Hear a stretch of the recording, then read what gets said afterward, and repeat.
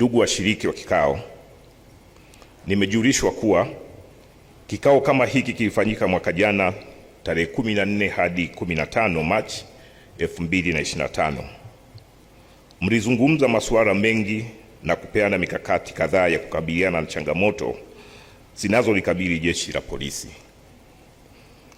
Matarajio yangu ni kuwa kwenye kikao hiki mtaanza kwa kufanya tathmini ya yale mlioazimia na kuona mmeweza kuyatekeleza kiasi gani na yapi mmeshindwa na kwa sababu gani, kabla ya kuanzisha mikakati mingine mipya.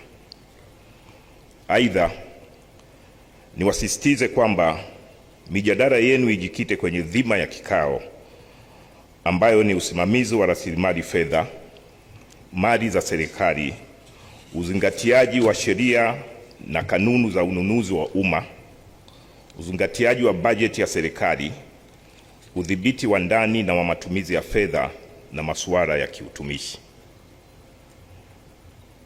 Ndugu washiriki wa kikao, mna jukumu la usimamizi wa rasilimali fedha ambalo linahitaji nidhamu, weledi na uadilifu mkubwa kama ilivyosisitizwa katika taaluma zenu.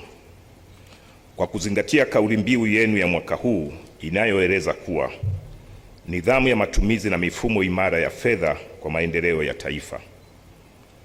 Ni kweli, kwa sababu nidhamu ya matumizi na mifumo imara ya fedha, huku mifumo hii ikiwa inasomana na kukiwa na uadilifu na usimamizi mzuri wa fedha katika majukumu yetu ya kila siku ya fedha na kihasibu, itaongeza thamani ya fedha na mwisho wa siku kusaidia jitihada za serikali katika matumizi bora ya fedha za umma na kuwaletea wananchi maendeleo.